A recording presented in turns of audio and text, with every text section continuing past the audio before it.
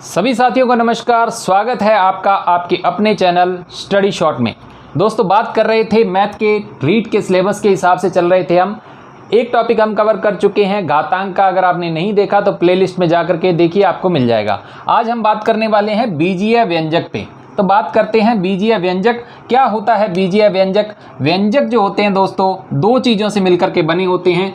एक होता है चर राशि और एक होता है अचर राशि। अब ये चर और अचर क्या होता है आपने पढ़ रखा है वैसे तो। चलिए बात कर लेते हैं। जो चर राशि इसको इंग्लिश के अंदर बोलते हैं वेरिएबल, और अचर राशि इसको इंग्लिश के अंदर क्या बोलते थे हम? कांस्टेंट। तो चर राशि वेरिएबल जिनका मान हमेशा बदलता रहता है। फॉर एग्जांपल आपको क्वेश्चन में ये एक्स वाई जेड किसी भी रूप में मिल सकता है, तो ये चर राशियाँ होती हैं। अचर राशियाँ कैसी होती हैं? जैसे 2, 3, 5, 7, जिनका मान सदैव एक जैसा रहता है, यानी 3 का मान 3 रहेगा, 4 का मान 4 रहेगा। तो चर और अचर राशियों के संयोग से क्या बनता है? व्यंजक बनता है। फॉर एग्जांपल मैं यहाँ पे लिखता हूँ 2x + 5y + 10। ये क्या हो गया? मेरा एक व्यंजक हो गया। ठीक है, ये किस प्रकार का है वो आगे डिस्कस करते हैं। तो व्यंजक आपको पता लग गया क्या होता है? चर और अचर राशियों के मेल से बनता है व्यंजक। ये है व्यंजक की नॉर्मल परिभाषा। अब थोड़ी सी आगे बात बढ़ाते हैं और आगे और डिस्कस करते हैं। चर और अचर आपको समझ में आ गया।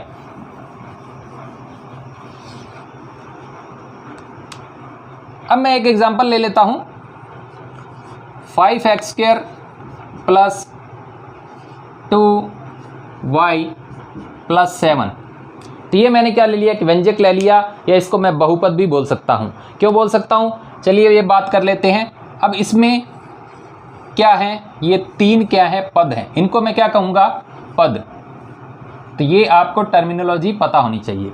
इस व्यंजक में या इस बहुपद में, बहुपद उसको बोलते हैं जिसमें एक से ज़्यादा पद होते हैं। और पद क्या कहलाता है? जो प्लस और माइनस से भाग जुड़ा होता है, उसी को मैं क्या कहता हूँ? पद कहता हूँ। तो पद ये हो गए। इस व्यंजक के अंदर, इस बहुपद के अंदर कितने पद हो गए? 3 पद हो गए। 3 पद हो गए। ये 3 पद वाली क्या है? एक बहुपद है, त्रिपदीय बहुपद है। इसको मैं क्या बोलूँगा? जिसके अंदर एक पद है। मान लो ये 2x है, तो इसके अंदर क्या है? एक ही पद है। तो ये क्या बन गया? एक पदीय व्यंजक। इसको मैं क्या बोलूँगा?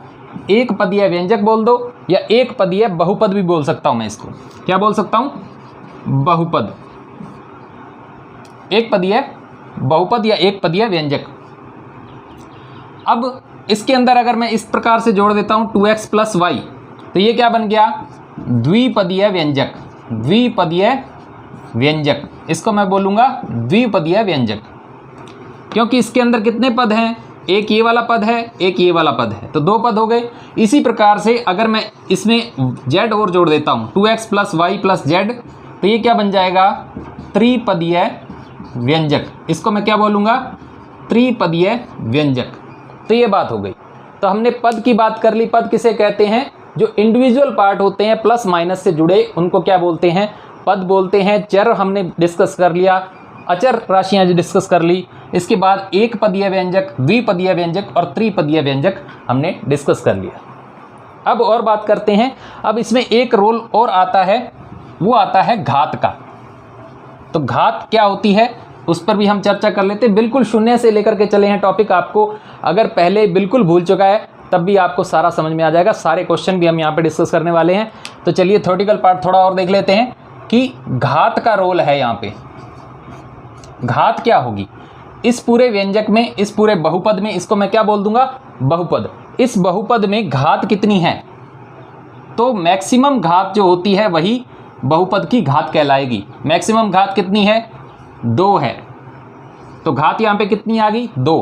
पद यहाँ पे कितने आ गए? 3। तो इसको मैं बहुपद को क्या बोलूँगा? ये कौन सा बहुपद है? द्विघातीय बहुपद। अब इसका नाम क्या हो जाएगा? द्विघातीय बहुपद। पहले मैं क्या बोल रहा था? एक पदीय, द्विपदीय, त्रिपदीय। लेकिन अब घात का रोल आ गया तो इसका नामकरण क्या हो जाएगा? द्विघातीय बहुपद। अब इसको मैं क्या बोल रहा हूँ? द्विघातीय बहुपद, क्योंकि इसमें क्या है? घात 2 है। तो ये आपको ध्यान रखना है। अब घात किस प्रकार से बदल सकती है? जैसे मैं यहाँ पे 5x³ लगा देता हूँ, तो मैक्सिमम घात मेरी कितनी हो गई? 3 हो गई। तो जैसे ही 3 घात हो जाएगी तो यही क्या बन जाएगा, त्रिघातीय बहुपद। इसको मैं क्या नामकरण कर दूंगा, इसका त्रिघातीय बहुपद। तो ये आपको ध्यान रखना है।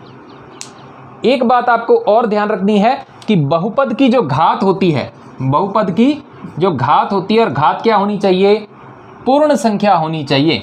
क्या होनी चाहिए, पूर्ण संख्या। पूर्ण संख्या क्या होती है दोस्तों, एक नेचुरल नंबर होता है, प्राकृत संख्या है। पूर्ण संख्या अगर आपने नहीं पढ़ी तो पूर्ण संख्या क्या होती है, 0, 1, 2 से लेकर के इनफाइनाइट तक जितनी भी संख्याएं होती हैं उनको पूर्ण संख्या कहते हैं। जबकि अगर इसमें 0 गायब कर देता हूं तो ये नेचुरल नंबर बन जाती है, प्राकृत संख्या बन जाती है।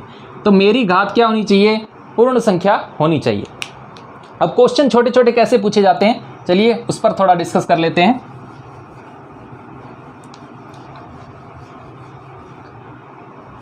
अब इसमें कई बार इस प्रकार से 5x² y है, ये मैं कहता हूँ 2x + 3y इस तरीके से है, या एक 5x है। यहाँ पे मैंने 3 एग्जाम्पल लिए हैं। अब इसको मैं क्या कहूँगा, 2 चरों वाला व्यंजक। 2 चरों वाला व्यंजक, तो ये 2 चर हो गए इसके अंदर, 2 चर के लिए व्यंजक हो गया। एक x चर है, एक y है। तो यहाँ पे भी क्या है, ये 2 चरों वाला व्यंजक है, लेकिन यहाँ पे क्या है, 1 चर वाला व्यंजक है। इसको मैं क्या करूँगा, 1 चर वाला व्यंजक कहूँगा। तो ये बातें छोटी छोटी आपको टर्मिनोलॉजी याद रखनी है किस प्रकार से, क्योंकि इस पर काफ़ी सारे क्वेश्चन जो है बनने वाले हैं, आगे चल करके हम देखेंगे। पहले हम थोड़ा सा डिस्कस कर लेते हैं इसका थ्योरेटिकल पार्ट, जितना जितना भी आपका बनता है। तो हमने क्या देखा, बहुपद की घात क्या होनी चाहिए, पूर्ण संख्या होनी चाहिए। अब मैं यहाँ पे एग्जाम्पल लेता हूँ।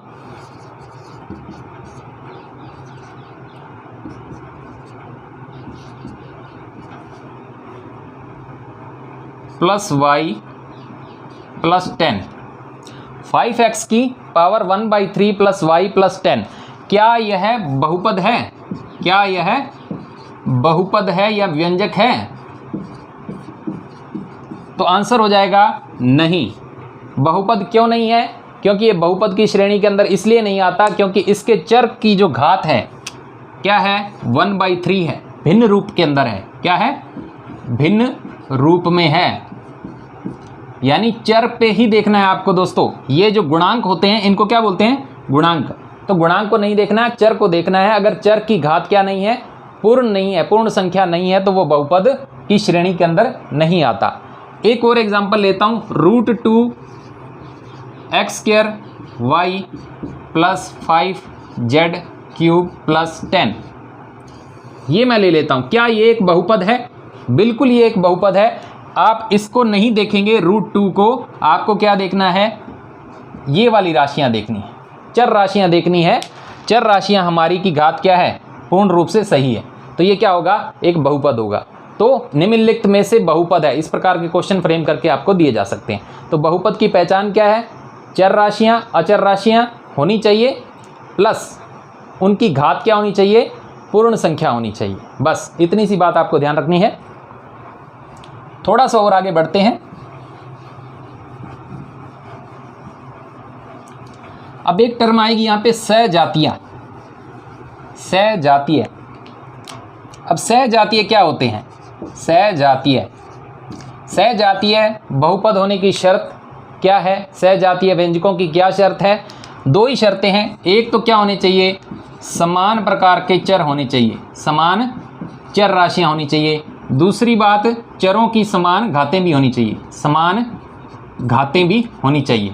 बस ये 2 अगर क्या है कंप्लीट होती हैं तो वह सजातीय राशि हैं। कैसे? फॉर एग्जांपल मैं लेता हूँ 5x² y 5y² x, क्या ये सजातीय राशियां हैं? सजातीय हैं। मैंने क्या देखना है, समान चर x और y यहाँ पे हैं, x और y यहाँ पे हैं। समान घातें, क्या x की घात यहाँ पे 2 है, यहाँ पे 2 नहीं है, तो ये सजातीय राशियां नहीं है। तो इस प्रकार से क्वेश्चन आपको अलग अलग राशियां दी जाएंगी, तो इनमें से सजातीय राशियां कौन सी हैं, या पहले ऊपर आपको दे दिया जाएगा निम्न में से सजातीय राशियां, इस प्रकार से आपसे पूछा जाएगा। तो सजातीय राशियों की शर्त क्या है कि चर समान होने चाहिए और उनकी घातें भी समान होनी चाहिए। फॉर एग्जांपल जैसे यहाँ पे ले लेता हूँ 2y³ x 5y³ x, तो यहाँ पे मैंने क्या देखा, वाई क्यूब है, एक्स है, तो समान घाते हैं, समान प्रकार के चर हैं, तो ये सहजातीय राशियां होंगी। तो हमने क्या क्या देख लिया, चर देख लिया, अचर देख लिया, एक पदीय, द्विपदीय, त्रिपदीय, ये सारे बहुपद देख लिए, एक घातीय बहुपद, द्विघातीय बहुपद, त्रिघातीय बहुपद देख लिया हमने, सजातीय राशियां देख ली। अब आगे चर्चा करते हैं थोड़ी सी और, जो मैटर यहाँ पे बच गया थ्योरेटिकल हम सारा डिस्कस कर लें, उसके बाद क्वेश्चन लेंगे, क्वेश्चन में आपको और ज़्यादा समझ में आ जाएगा, इन्हीं के क्वेश्चन बनेंगे। अब बात करेंगे थोड़ी सी एक और, क्वेश्चन में कन्फ्यूजन किस तरीके से पैदा की जाती है। पहले ये देखिए, मैं कहता हूँ कि 5x² y plus 9y plus 2z, ये आपको बहुपद दे रखा है। आपको क्या देगा, 5x² y plus 9y plus 2z एक बहुपद है। क्या लिखा होगा, एक बहुपद है। अब ऑप्शन में क्या क्या आएगा आपके पास, एक पदीय, एक घातीय, द्विघातीय, त्रिघातीय या नन, इस तरीके से आपके पास क्वेश्चन आएगा। 5x² y प्लस 9y, और 50% स्टूडेंट यहाँ पे गलती कर देंगे। क्यों गलती करेंगे, क्योंकि वो क्या देखेंगे, जो उनको पावर दिख रही है, उनको पावर यहाँ पे दिख रही है 2, तो वो क्या करेंगे कि ये द्विघातीय बहुपद है। लेकिन ये द्विघातीय बहुपद नहीं है मेरे दोस्तों, ये त्रिघातीय बहुपद है।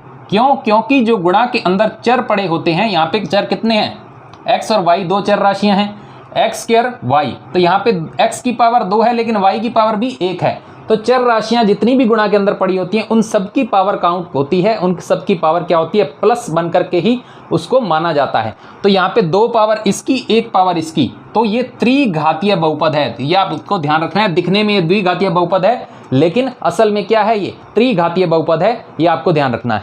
तो इसका उत्तर क्या हो जाएगा, त्रिघातीय बहुपद। और 50% स्टूडेंट यहाँ पे क्या हो जाते हैं, फेल हो जाते हैं, गलत कर बैठते हैं, क्योंकि वो इसको द्विघातीय बहुपद मान लेते हैं। तो इस तरीके से आपको गलतियां होती हैं।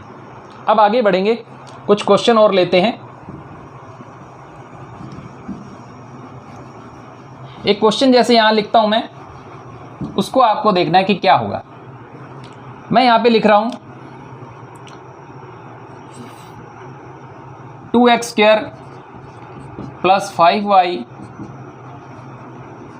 प्लस 7 बहुपद में अचर है।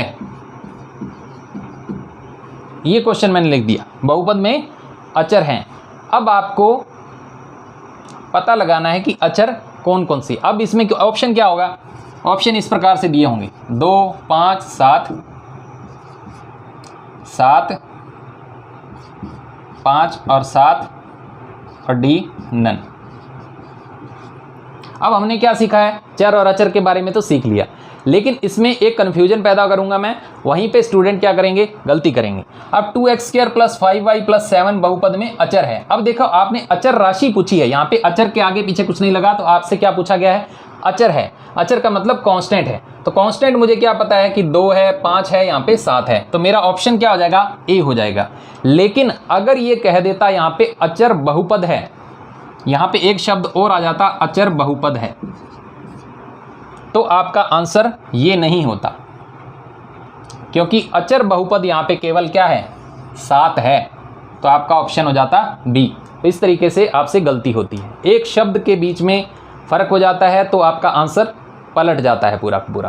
तो 2 है, 3 है, 5 है, 7 है, ये सारे कांस्टेंट ही अपने आप में भी क्या कहलाते हैं, अचर बहुपद इनको कहा जाता है, अचर बहुपद। तो उनको ये क्या कहलाएंगे, अचर बहुपद कहलाएंगे। तो जहाँ पे अचर बहुपद आ जाए और अचर राशि है, दोनों के अंदर डिफरेंस होता है। तो इस तरीके से आपसे क्वेश्चन पूछे जाते हैं। अब आगे थोड़ी सी और बात करते हैं।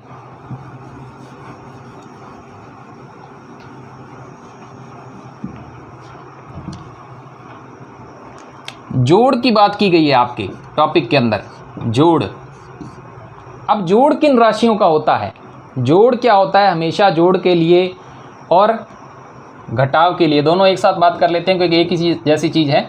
जोड़ और घटाव जब हम व्यंजकों के अंदर करते हैं तो एक ही शर्त होनी चाहिए कि उनको वो क्या होनी चाहिए, सहजातीय होने चाहिए। क्या होने चाहिए, सहजातीय राशियों का ही क्या होगा, जोड़ और घटाव होगा। अब सहजातीय क्या होते हैं, मैं आपको बता चुका हूँ, जिनके चर समान होने चाहिए और उनकी घातें भी क्या होनी चाहिए, समान होनी चाहिए। फॉर एग्जाम्पल मैं देख लेता हूँ यहाँ पे, अगर मेरे को जोड़ना पड़ जाए 5x² में और 7x² को, तो मैंने क्या देखा, ये दोनों सहजातीय हैं। कैसे सहजातीय हैं, यहाँ पे भी x है, यहाँ पे भी x है और घातें भी क्या हैं, समान हैं। तो मैं इनको कैसे इजीली जोड़ सकता हूँ, 7 और 5 12x²। तो मैंने क्या देखा, सजातीय व्यंजकों को ही आपस में क्या कर सकते हैं, हम जोड़ सकते हैं।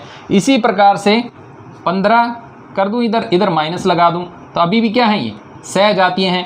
तो यहाँ पे मैं इजीली जोड़ सकता हूँ, 15 में 7 गए 8x² कर सकता हूँ। तो सहजातीय राशियों का ही क्या होता है, जोड़ और घटाव होता है। तो जोड़ और घटाव के क्वेश्चन बहुत मतलब इम्पॉसिबल से हैं कि आपसे पूछा जाएगा, जोड़ और घटाव का कोई नहीं है। बात करेंगे गुणा और भाग की, वहाँ पे क्वेश्चन आपसे पुट होते हैं। इनमें गुणनखंड पार्ट भी होता है, उस पर भी बात करेंगे। अभी काफ़ी सारी बातें करनी बकाया हैं। तो मैंने क्या देखा, जोड़ और घटाव हमेशा क्या होगा, सहजातीय राशियों में होगा। जैसे मैं कहता हूँ कि 5y² x है और 5x² y है, इसमें से ये घटाओ, तो कभी भी नहीं घटा पाएंगे क्योंकि ये दोनों क्या नहीं है, सहजातीय नहीं है। तो ये आपको देखना पड़ेगा। अब थोड़ी सी बात कर लेते हैं गुणनखंड की, उसका थोड़ा सा थ्योरेटिकल पार्ट देखेंगे, फिर 1 बाय 1 क्वेश्चन भी लेते जाएंगे साथ साथ में। मैं कहता हूं कि गुणनखंड क्या होते हैं। जैसे मैं लिखता हूं 5x² yz। अब इसके गुणनखंड क्या होंगे, इसके गुणनखंड क्या होंगे दोस्तों, 5 × x² × y × z। ठीक है, लेकिन यहाँ पे x को और एक्सपेंड कर सकता हूँ, तो 5 × x × x × y × z। ये क्या है, प्रत्येक इसके क्या हैं, गुणनखंड हैं। गुणनखंड का मतलब ऐसे खंड जिनको गुणा करके वही राशि दोबारा प्राप्त हो जाती है, वो गुणनखंड होते हैं। सिंपल सी भाषा है, तो ये बात आपको ध्यान रखनी है। तो इस प्रकार से गुणनखंड के आगे भी क्वेश्चन फ्रेम होंगे, किस तरीके से होंगे, बड़े बड़े क्वेश्चन आएंगे आपके सामने। अब थोड़ी सी बात कर लेते हैं सर्वसमीका के बारे में। सर्वसमीका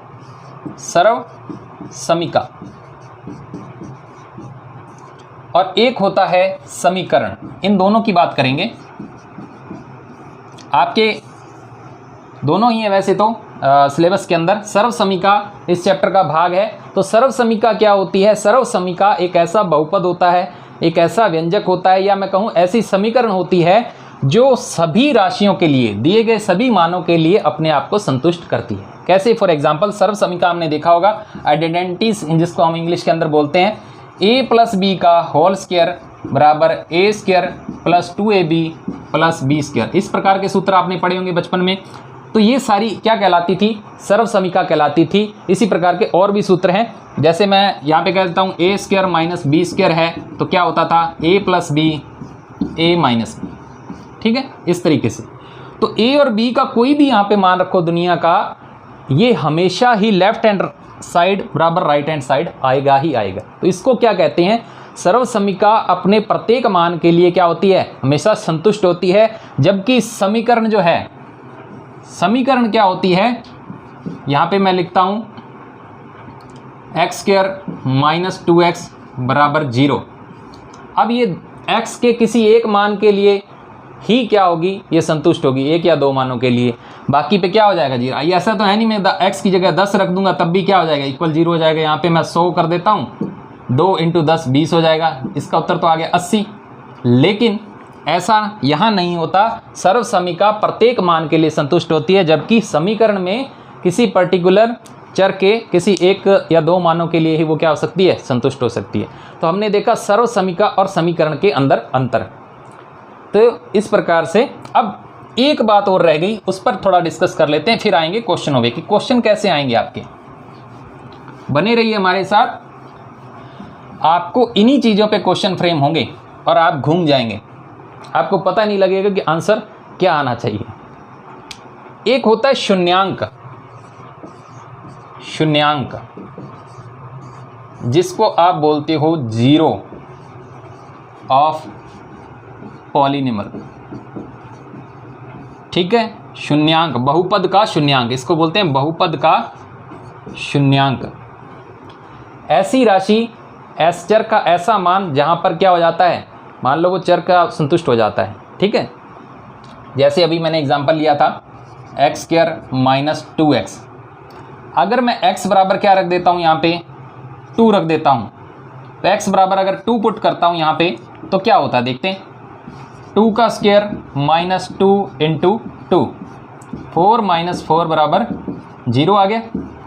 तो व्यंजक में चर का ऐसा मान जिसको रखने के बाद वो पूरा का पूरा व्यंजक या बहुपद क्या हो जाता है, शून्य हो जाता है, उसी को मैं क्या बोलता हूँ, बहुपद का शून्यांक बोलता हूँ। क्या बोलता हूँ, बहुपद का शून्यांक। तो ये आपको याद रखना है, बहुपद का शून्यांक क्या होता है, ऐसी वैल्यू जिसको रखने पर बहुपद क्या हो जाए, शून्य हो जाए, ठीक है। अब यहाँ पे क्वेश्चन कैसे फ्रेम और करके दे सकता है,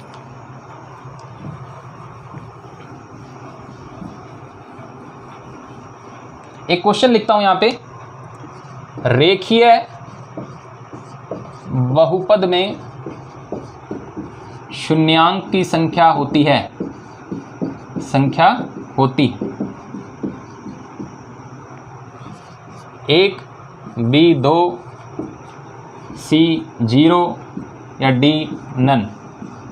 इस तरीके से आपसे पूछ लिया। रेखीय बहुपद, रेखीय बहुपद कौन सा होता है दोस्तों, वो बहुपद जिसकी एक ही घात होती है, जिसको हम लीनियर बोला था, एक पदी है जिसको बोला था, जैसे 2x प्लस 5y है, इस तरीके से, यानी जो घात है वो एक है, तो इसको रेखीय बहुपद बोला जाता है। तो वो क्या बोला जाता है, रेखीय बहुपद में शून्यांक की संख्या होती है। एक घातीय बहुपद बोल दो या रेखीय बहुपद बोल दो, एक ही बात है। रेखीय बहुपद में शून्यांक की संख्या होती है। अब ये कॉन्सेप्चुअल क्वेश्चन है, लेकिन पूछा गया क्वेश्चन है, 1 होती है, 2 होती है, 0 होती है या नन होती है। अभी मैंने यहाँ पे एक रेखीय बहुपद नहीं था, ये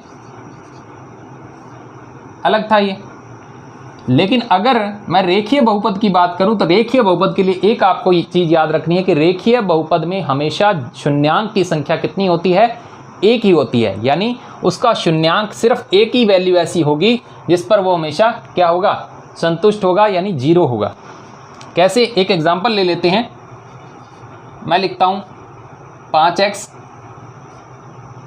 प्लस 2, ये क्या है, एक रेखीय बहुपद है। अब इसमें x का केवल एक ही मान ऐसा होगा जिस पर क्या होगा, वो 0 हो जाएगा। अब शून्यांक फाइंड आउट कैसे करते हैं, शून्यांक फाइंड आउट करने के लिए, 0 फाइंड आउट करने के लिए आप किसी भी बहुपद के इक्वल में क्या रख देते हो, 0 रख देते हो। अब देखते हैं यहाँ से x का मान क्या आता है। 5x बराबर क्या हो जाएगा, -2, x बराबर क्या हो जाएगा, -2/5। तो मेरे को x की ऐसी वैल्यू प्राप्त हो गई -2/5। अब रख के देख लेते हैं, अभी आपको पता चल जाएगा। 5x प्लस 2 मैंने लिया था, अगर 5x की जगह मैं क्या रखता हूँ, -2/5 रखता हूँ, इधर +2 पड़ा है, 5 से 5 कैंसिल हो जाएगा, -2 + 2 क्या हो जाएगा, 0 हो जाएगा। यानी मैंने यहाँ पे क्या देखा, यहाँ से मेरे को कोई और शून्यांक तो नहीं मिला, तो मैंने क्या देखा, रेखीय बहुपद में शून्यांक की संख्या हमेशा कितनी होती है, 1 होती है। तो शून्यांक निकालते कैसे हैं, इक्वल में 0 रख देते हैं, ठीक है, इस तरीके से। अब थोड़ा सा जनरल फॉर्मेट भी होते हैं इनके, वो भी देख लेते हैं। रेखीय बहुपद, द्विघातीय बहुपद और त्रिघातीय बहुपद के जनरल फॉर्मेट भी आपको पता होना चाहिए।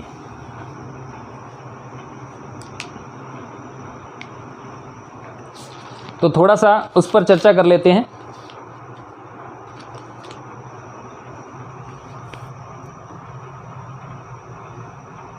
एक घातीय या मैं बोलूं रेखीय बहुपद, इसका जनरल ax प्लस b, ये इसका क्या होता है, जनरल फॉर्मेट होता है ax प्लस b। और इसमें शून्यांक कैसे निकालते हैं, वही बात मैं आपको समझा चुका हूँ। शून्यांक निकालने के लिए मेरे को क्या करना है, जस्ट इसको बराबर 0 करना है। तो यहाँ पे मेरे को क्या मिल जाएगा, x बराबर -b/a मिल जाएगा। तो आप डायरेक्ट भी याद रख सकते हो कि रेखीय बहुपद का शून्यांक होता है निम्नलिखित में से, तो ये ऑप्शन में भी आपको मिल सकता है x बराबर -b/a। रेखीय बहुपद एक चर वाला हो गया, ax प्लस b, चर मेरे पास कितने हैं, एक ही तो है यहाँ पे। इसी तरीके से द्विघातीय आपको मिल जाए, द्विघातीय बहुपद, द्विघातीय बहुपद की क्या होती है, ax² plus bx plus c, इस तरीके से आपको मिल सकता है। तो इस तरीके से आप बराबर 0 रखते जाइए और शून्यांक निकालते जाइए। तो आपको पता लग गया कि शून्यांक कैसे निकाला जाता है, 0 कैसे निकाला जाता है।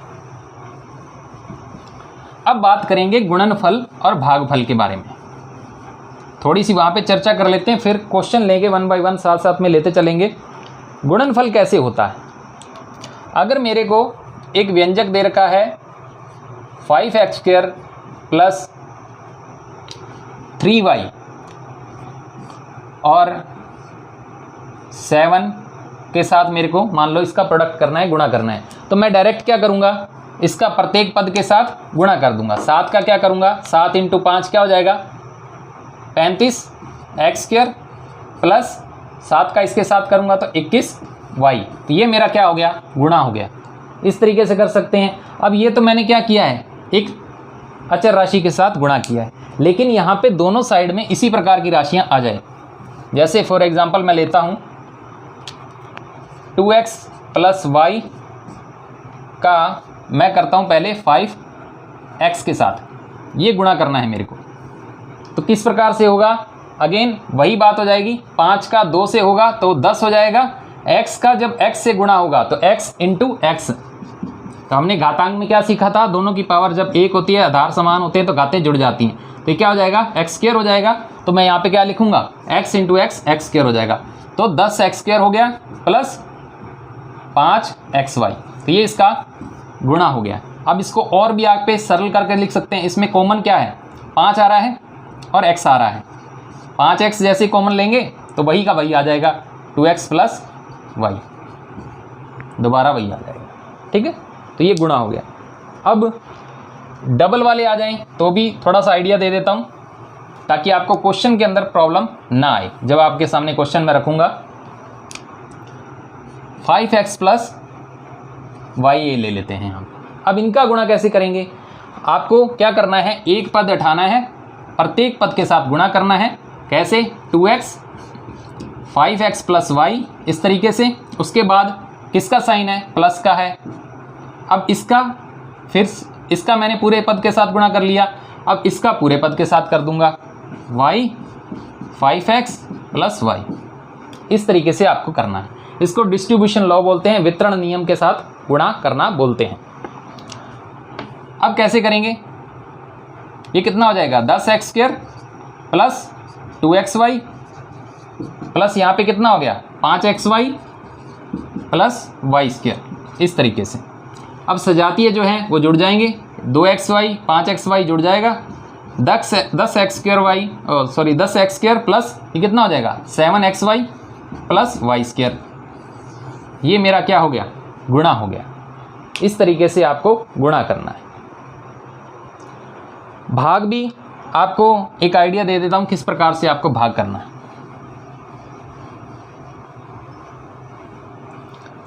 फिर बात कर लेते हैं, बस भाग की बात करते हैं, उसके बाद बात करेंगे क्वेश्चनों पे। एक बार 1 बाय 1 क्वेश्चन लेते चलेंगे और आपको बताते चलेंगे किस प्रकार से आपके क्वेश्चन आने वाले हैं। चलिए शुरू करते हैं। 5x² y plus 6y² x है, इसको भाग देना है मेरे को xy से। तो आप कैसे करेंगे, आपको क्या करना है, इसके प्रत्येक भाग में आपको भाग देना पड़ेगा, प्रत्येक पद में। जैसे मैं क्या लूँगा 5x² y, इसके बटे में क्या लिखूँगा xy plus 6y² x upon में क्या आ जाएगा xy आ जाएगा। तो y से y कैंसिल हो जाएगा, x से x, इधर भी x से x कैंसिल हो जाएगा, y एक बच जाएगा। तो मेरे पास क्या इसका आ जाएगा उत्तर 5x प्लस 6y, ये इसका क्या हो जाएगा, भागफल हो जाएगा। तो इस तरीके से आपको करना है। हमने सारा का सारा थ्योरेटिकल पार्ट जो है डिस्कस कर लिया है ओवरऑल। अब बात करेंगे क्वेश्चनों की। किस प्रकार से क्वेश्चन आपसे पूछे जाएंगे। अब फटाफट से क्वेश्चन लेते जाएंगे, उसका सॉल्यूशन करते जाएंगे, आपको पता चलता जाएगा। काफ़ी सारे क्वेश्चन, हर टाइप का क्वेश्चन यहाँ पे आने वाला है आपके सामने। चलिए क्वेश्चनों पे बात करते हैं, चलिए शुरू करते हैं। अचर बहुपद की घात होती है। अचर बहुपद हम डिस्कस कर चुके हैं, किस प्रकार के बहुपद होते हैं। जो अचर राशियाँ होती हैं वो भी अपने आप में क्या होते हैं, बहुपद होते हैं। तो अचर राशियों की बहुपद की घात आपसे पूछेगी, तो अचर बहुपद की घात कितनी होती है दोस्तों, 0 होती है। जैसे मैं यहाँ पे लिखता हूँ 5 है, 7 है, ये सारी क्या हैं, अचर बहुपद है। इनकी घात यानी इनके साथ कोई भी चर राशि तो है नहीं, तो अगर मैं इनके साथ चर राशि मान लूँ तो इसकी पावर क्या मानूंगा, 0, तभी तो इसका मान क्या होगा, 1 होगा और 7 का 7 पड़ा रहेगा। तो अचर राशियों का, अचर जो बहुपद होते हैं उनकी घात कितनी होती है, 0 होती है। तो आपका आंसर क्या आएगा, 0। अचर बहुपद की घात होती है 0। कंसेप्चुअल क्वेश्चन बनते हैं दोस्तों। अगला क्वेश्चन, बहुपद px बराबर 3x² प्लस 2x माइनस 1 में शून्यांकों की संख्या, शून्यांकों की संख्या कितनी है, 1 है, 2 है, 3 है या 4 है। तो शून्यांकों की संख्या कैसे निकालते हैं, शून्यांक कैसे निकालते हैं हम देख चुके हैं। चलिए देख लेते हैं इसमें कितने हैं। आपको क्या करना है, जो आपका बहुपद दे रखा है उसके बराबर में 0 रखनी है। जैसे 3x² प्लस 2x माइनस 1 बराबर 0। अब इसके करने हैं हमारे को गुणनखंड। गुणनखंड आपको वैसे ही करने जैसे आपने बचपन में सीखे हैं। क्या करते होते हैं हम, इसका और इसका प्रोडक्ट करते हैं, 3 एकम 3। अब 3 का ऐसा गुणनखंड में तोड़ना है ताकि उनका क्या रहे, गुणा में तो वो 3 रहे और जोड़ में क्या रहे, जोड़ या घटाव में बीच वाली राशि आ जाए। तो ऐसा क्या हो सकता है, 3 और 1 हो सकता है, 3x²। इसको मैं कैसे तोड़ूंगा, 2x को, 3x माइनस x माइनस 1 बराबर 0 आ जाएगा। ठीक है। अब यहाँ पे 3x क्या लेता हूँ, कॉमन लेता हूँ, यहाँ पे क्या बच जाएगा, x प्लस 3 बच जाएगा, और सॉरी x प्लस 1 बच जाएगा। यहाँ पे 1 कॉमन, तो x प्लस 1 यहाँ पे बच जाएगा। तो यहाँ से अगर एक गुणनखंड मेरे को क्या मिल गया, x प्लस 1 मिल गया, और दूसरा गुणनखंड क्या मिल गया, 3x माइनस 1 मिल गया। अब यहाँ से अगर x की वैल्यू निकालूंगा तो x की वैल्यू यहाँ पे क्या आएगी, एक तो आएगी मेरे पास -1, और दूसरी क्या आएगी, x बराबर क्या आ जाएगा, 3x माइनस 1 बराबर 0 रखेंगे तो x बराबर क्या आ जाएगा, 1/3 आ जाएगा। तो मैंने क्या पाया कि मेरे पास 2 शून्यांक मेरे को मिल गए। तो इसका मतलब इस बहुपद के अंदर कितने शून्यांक हैं, 2 शून्यांक है। तो 2 उत्तर आपका हो जाएगा। या शून्यांक आपको बता चुका हूँ, ऐसी संख्याएं जिनको बहुपद में रखने से बहुपद क्या हो जाता है, 0 हो जाता है, उसको शून्यांक कहा जाता है। यदि किसी द्विघात बहुपद के शून्यांक दे रखे हैं दोस्तों 4/3 व -1, तो वो बहुपद कौन सा होगा। इस तरीके से भी आपसे क्वेश्चन पूछा जा सकता है। तो आपको क्या करना है, फटाफट से एक सिंपल शून्यांक जो है वो उठा लेना है। 1 या 2 में ही आपको टेस्ट करना पड़ेगा, बाकी तो गलत हो ही जानेंगे। मैं यहाँ पे 4/3 को ना उठा करके -1 को उठाता हूँ, -1 को यहाँ पे रखता हूँ। अगर मैं x की जगह यहाँ पे रखता हूँ तो क्या हो जाएगा, स्क्वायर 1 ही रहेगा, 3 हो जाएगा, 3 प्लस 3 माइनस 1 2, 2 प्लस 4, ये 0 हुआ नहीं। अब यहाँ पे अगर मैं रखता हूँ तो यहाँ पे क्या होता है, 1 का स्क्वायर -1 का स्क्वायर 1 होगा, तो ये 3 हो जाएगा, 3 माइनस 1 2 हो जाएगा, 2 प्लस 4, फिर भी ये 0 नहीं होगा। यहाँ पे देख लेते हैं, यहाँ पे वही बात, 3 हो जाएगा, 3 माइनस 1 क्या हो जाएगा, 2। यहाँ पे अगर मैं -1 का रखता हूँ तो यहाँ पे -1 का स्क्वायर क्या हो जाएगा, 1 ही हो जाएगा, ये हो जाएगा 3, और इधर ये क्या आ गया, -1 x की जगह, तो यहाँ पे भी 0 नहीं हो रहा। तो अब रह गया ये, तो यहाँ पे 0 होना तय है। अगर यहाँ पे मैं -1 रखता हूँ तो ये बन जाएगा 3 माइनस 1 की जगह, या x की जगह क्या रख रहा हूँ, -1 रख रहा हूँ, तो माइनस माइनस क्या हो जाएगा, प्लस हो जाएगा। तो यहाँ पे 1 आ जाएगा, -4 आगे पड़ा हो, 4 - 4 0। यानी कहने का मतलब मेरा डी ऑप्शन सही होगा। तो आपको जो इजी शून्यांक होगा उसको रख रख के आपको देखना है, और जहाँ पे जो पॉलिनोमियल जो है 0 होगा वो ही आपका उत्तर होगा। तो मेरे पास क्या क्वेश्चन था, यदि किसी द्विघात बहुपद के शून्यांक 4/3 व -1 हैं तो वो आपका बहुपद कौन सा होने वाला है। तो आपने क्या किया, वैल्यू रख के देखी, जो बहुपद 0 हो गया वही आपका आंसर। चलिए कुछ क्वेश्चन और ले लेते हैं, कैसे क्वेश्चन आपसे पूछे जाएंगे। इसी तरीके के क्वेश्चन कंसेप्चुअल आपसे पूछे जाएंगे। अब आगे बढ़ते हैं, कुछ क्वेश्चन और लेते हैं। दोस्तों क्वेश्चन आपकी स्क्रीन पर है, px बराबर 6x³ माइनस 7x माइनस 3 में x प्लस 1 का अगर भाग देंगे तो शेषफल कितना बचेगा। तो भाग वाली विधि मैं आपको बता चुका हूँ, लेकिन वैसे ही भागफल नहीं करना है, वो आपको एक जनरल आपको बताया था भागफल का मतलब रियल अपने मीनिंग क्या होता है, भाजक गुणा भागफल प्लस शेषफल होता है। लेकिन यहाँ पे जब इस प्रकार से क्वेश्चन आपके सामने आएगा कि एक बहुपद दे रखा है, उसके अंदर कोई एक गुणनखंड का भाग देने के लिए बोलेगा, तो आपको सिंपली कुछ भी नहीं करना, इस तरीके से भाग देने वहाँ मत बैठ जाना, क्योंकि इस तरीके से भाग दोगे तो आपका काफ़ी लंबा पड़ जाएगा और आंसर निकालने में आपको बहुत परेशानी होगी। क्योंकि अपने कंपटीशन एग्जाम की तैयारी कर रहे हैं, तो आपको क्या करना है, जो व्यंजक दे रखा है, जो आपका गुणनखंड दे रखा है x+1 का भाग देना है, तो आपको क्या करना है, x+1 को क्या कर देना है, 0 के बराबर रख देना है। x+1 को मैंने 0 के बराबर रखा, तो x बराबर मेरे पास क्या प्राप्त हुआ, -1। अब ये जो -1 वैल्यू है, इसको मैं क्या रख दूंगा, इस पूरे के पूरे बहुपद में रख दूंगा। जहाँ जहाँ x है वहाँ वहाँ मैं क्या रख दूंगा, -1 रख दूंगा, और जो बचेगा वही मेरा शेषफल होगा। अगर कभी कभी ऐसा भी हो सकता है कि रखने पर सारा शून्य हो जाए, इसका मतलब ये जो गुणनखंड है, ये जो वैल्यू है, इससे कुछ भी शेषफल प्राप्त नहीं हो रहा, 0 हो रहा है, मतलब ये पूरा इसका ही शून्यांक है। कहने का मतलब पूरा का पूरा सेटिस्फाई कर गया।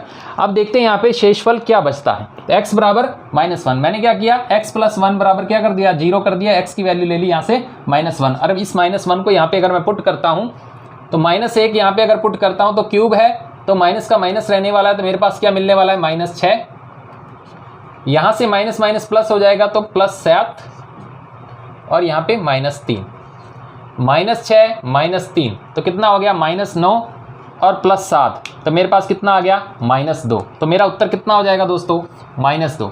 तो इस तरीके से भागफल और शेषफल वाले आपको क्वेश्चन हल करने हैं। अगला क्वेश्चन लेते हैं, बहुत इंटरेस्टिंग क्वेश्चन है, y बराबर px, ये एक बहुपद दे रखा है। इस प्रकार के क्वेश्चन भी पूछे जा चुके हैं। बहुपद के लिए दिए गए चित्र में शून्यांकों की संख्या, शून्यांक क्या होता है, शून्यांक का अगर आपको कंसेप्ट पता है कि शून्यांक वो बिंदु होते हैं जहां पर कोई चीज़ क्या हो जाती है, बहुपद क्या हो जाता है, 0 आ जाता है, 0 की स्थिति में अंदर। अब बहुपद मेरे पास क्या दे रखा है, y बराबर px, यानी x के रूप में मेरे पास क्या दे रखा है, बहुपद दे रखा है। तो मैं x अक्ष को देखूंगा। नीचे मैंने एक क्वेश्चन में 3 क्वेश्चन बनाए हैं, तो पहले इसके अंदर देखते हैं कि कितने शून्यांक हैं। अगर ये आपसे ऑप्शन दिया होता, मान लो ये चित्र दिया होता और आपसे पूछा जाता है इसमें शून्यांकों की संख्या ज्ञात करो, तो आपको कुछ नहीं करना, पहले देखना है बहुपद किस रूप में है, x के रूप में है, तो मैंने x अक्ष देखना है। अब x अक्ष कितनी बार 0 हो रहा है, x बराबर 0 वैल्यू कितनी बार आ रही है, यानी जितनी बार 0 लाइन को ये टच कर रहा है, यहाँ पे कितनी बार टच कर लिया, एक बार यहाँ टच किया, एक बार यहाँ टच किया, तो शून्यांकों की संख्या कितनी होगी मेरे पास, 2। बस सिंपल सी इतनी बात है। अगर कॉन्सेप्ट पता है तो आप इजीली कर जाओगे, नहीं तो घूम जाओगे वहाँ पे।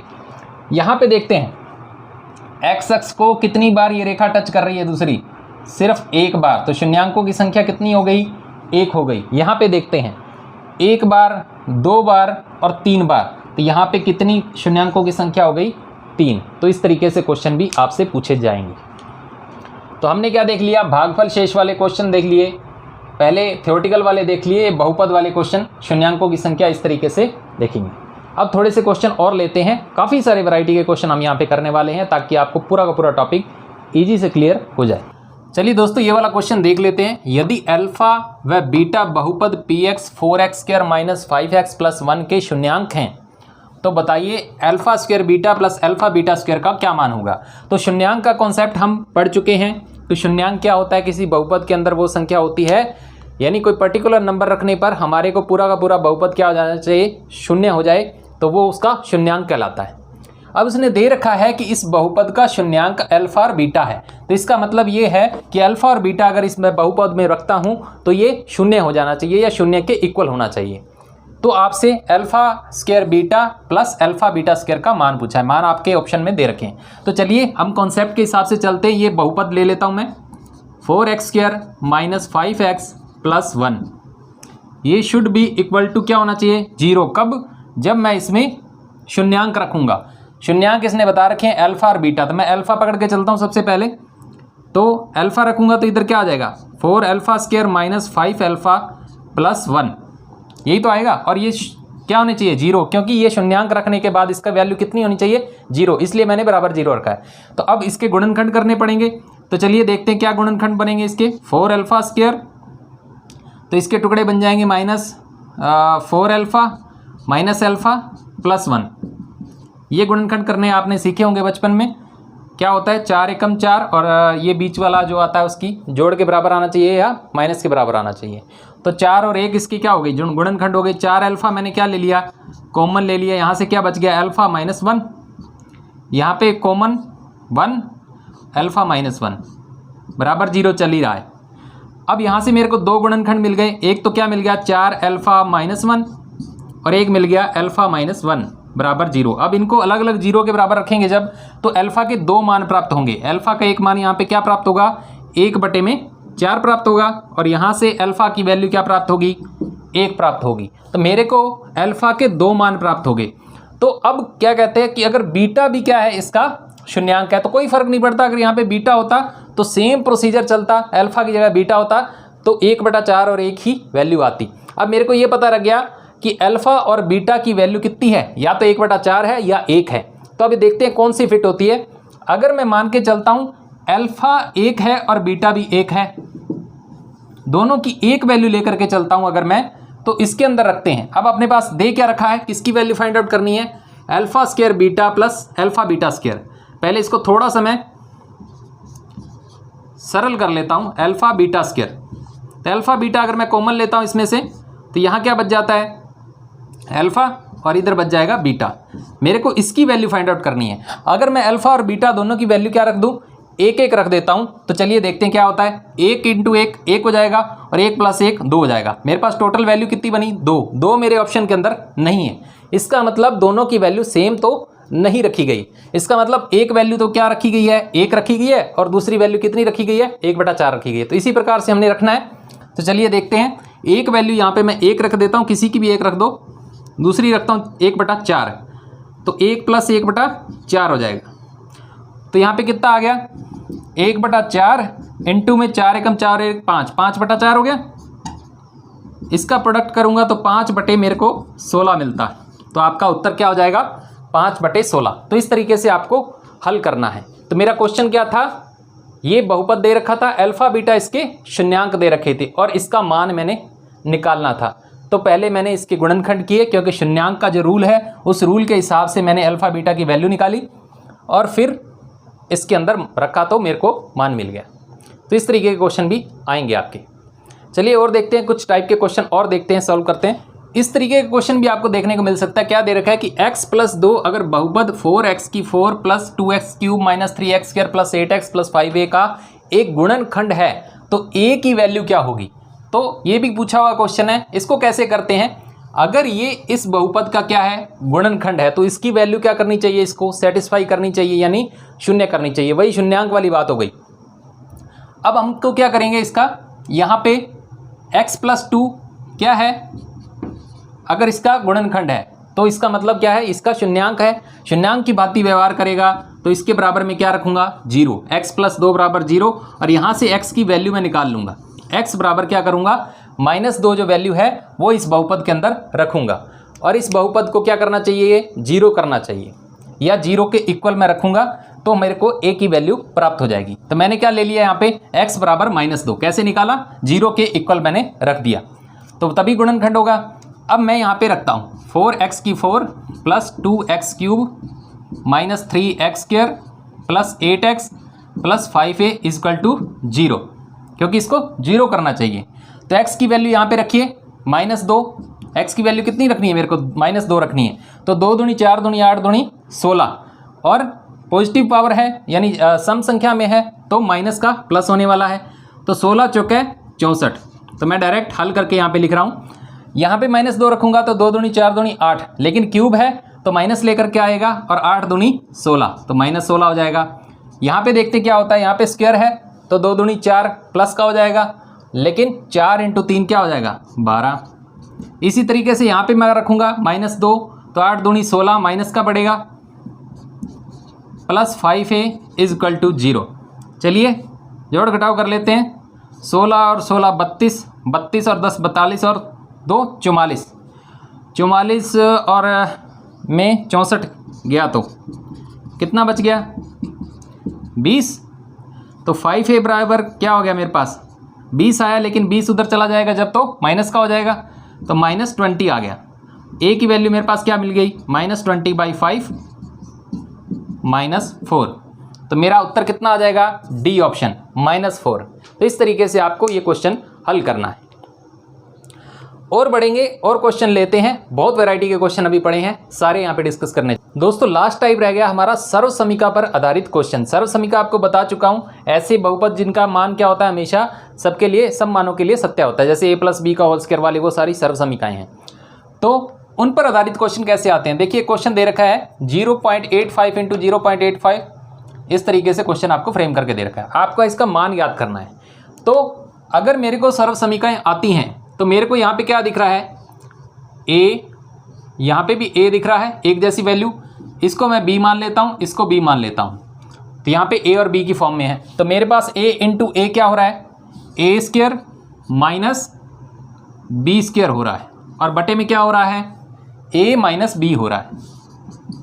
अब मेरे को मान से कोई लेना देना नहीं है, मेरे को सर्व समीका पहले देखनी है क्या बन रही है, ये बन रही है। अब मेरे को इसका एक्सपेंशन पता है, a² - b² क्या होता है, a + b और a - b होता है, और बटे में मेरे पास क्या पड़ा हुआ है, a - b पड़ा हुआ है, तो ये कैंसिल हो जाएगा, बच क्या गया, a + b, और a और b की वैल्यू अब आपको रख देनी है। a की वैल्यू कितनी है, 0.85, इसमें क्या करना है, प्लस करना है b का, तो b कितना है, 0.15, इसको जोड़ दीजिए आप,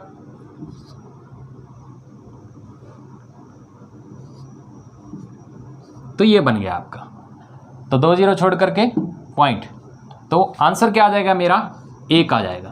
तो इस तरीके से आपको सर्व समीका पे आधारित क्वेश्चन भी मिलेंगे और इस तरीके से आपको सॉल्व करने हैं। चलिए एक क्वेश्चन और लेते हैं, उसको सॉल्व करते हैं। नीचे क्वेश्चन जो आपका लिखा हुआ है कि यदि 3a + 2b = 12 है और ab का मान दे रखा 6, तो इसका मान ज्ञात करो, 9a² + 4b²।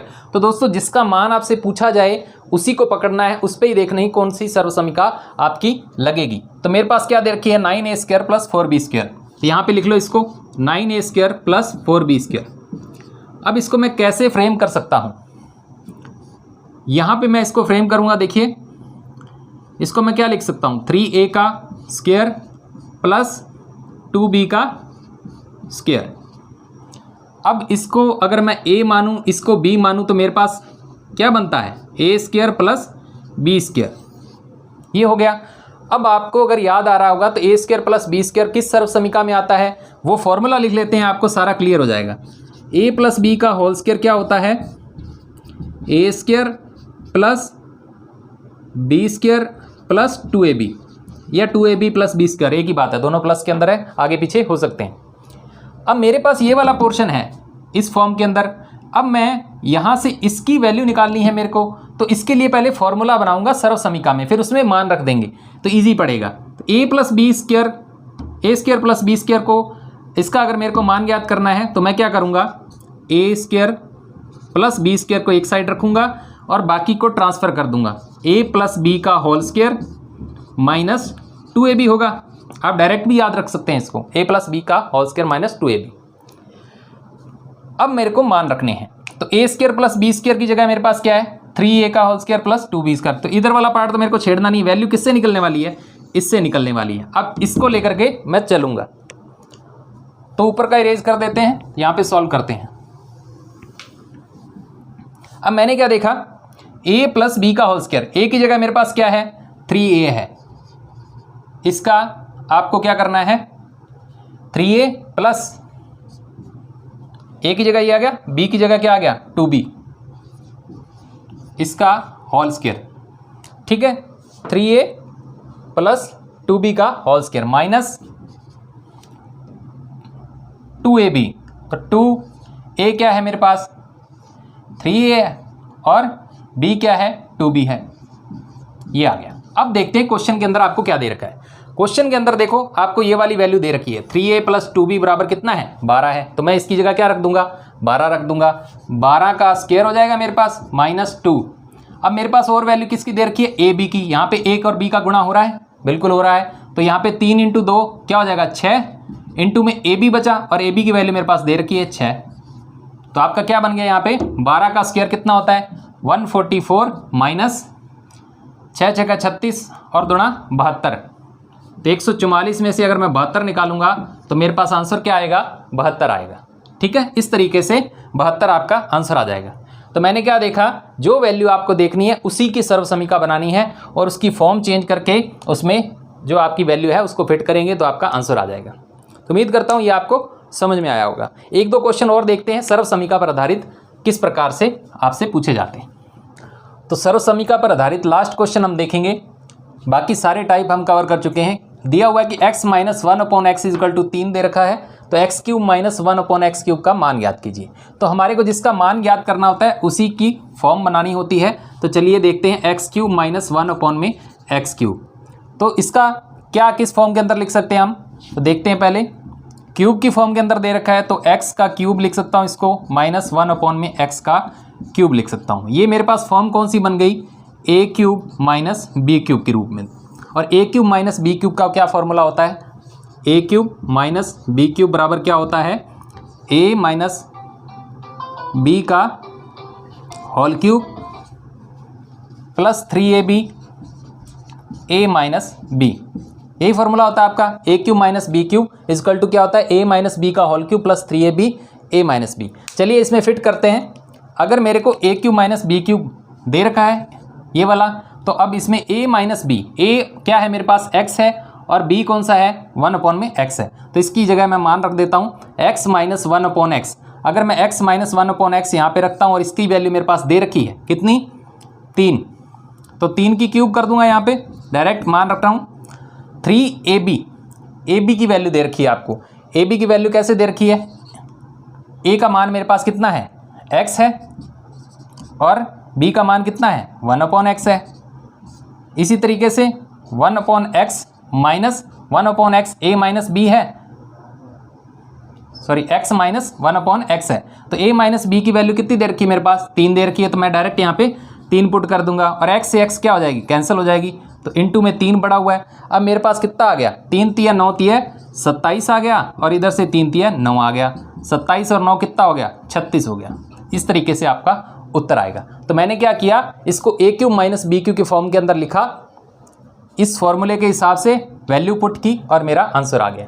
तो इस तरीके से उम्मीद करता हूँ आपको सारे के सारे टाइप यहाँ पे मैंने डिस्कस कर लिए हैं और कोई एक दो बच गया तो बच गया, बाकी लगभग सारे टाइप के क्वेश्चन जो आपके आने वाले हैं मैंने कवर कर लिए हैं। और आप अपने मित्रों के साथ इस वीडियो को ज़रूर शेयर करें और बार बार इसकी प्रैक्टिस करें ताकि आपका टॉपिक पूरी तरह से कंप्लीट हो सके।